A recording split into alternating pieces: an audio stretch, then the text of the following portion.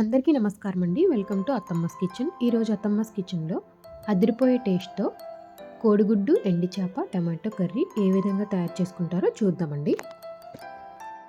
దీనికోసం ముందుగా మనమైతే ఎండి తావడైనైతే తీసుకుని ఈ విధంగా ముక్కలు కట్ చేసుకుని దానిలో హాట్ వాటర్ అయితే వేసుకుని శుభ్రం చేసుకుని పెట్టుకోవాలండి.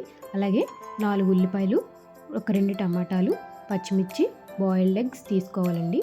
ఒక కడాయినైతే పెట్టుకుని అందులో ఆయిల్ వేసుకుని శుభ్రం చేసి పెట్టుకున్న సావడాయి ముక్కలను అయితే వేసుకుని మనం ఈ విధంగా బ్రౌన్ కలర్ వచ్చే వరకు వేయించుకుని ఒక ప్లేట్లోకి అయితే తీసుకుని పెట్టుకోవాలండి.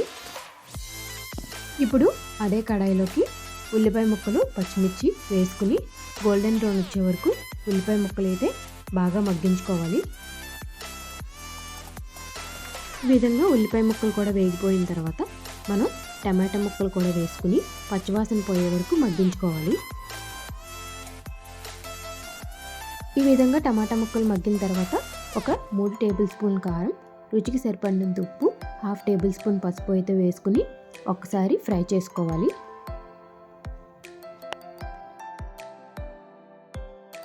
ఇప్పుడు మనం ఇందులో ముందుగా వేయించి పెట్టుకున్న ఎండి చేప ముక్కలను అయితే వేసుకుని ఒక 5 నిమిషాల వరకు కుక్ చేసుకున్న తర్వాత తగినంత వాటర్ని అయితే యాడ్ చేసుకుని ముందుగా మనం ఉడికించి పెట్టుకున్న బాయిల్డ్ ఎగ్స్ని కూడా ఇందులో వేసుకుని కర్రీ అయితే దగ్గరికి అయిపోయినంత వరకు కుక్ చేసుకోవాలండి.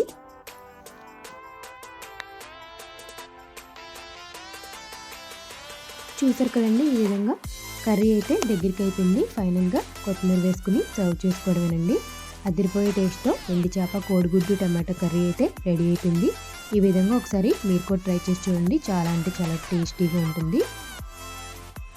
మరి మా ఛానల్ని మొదటిసారిగా చూస్తున్నట్లయితే ప్లీజ్ సబ్స్క్రైబ్ చేయండి, కామెంట్ చేయండి, లైక్ చేయండి, షేర్ చేయండి. Thank you for watching.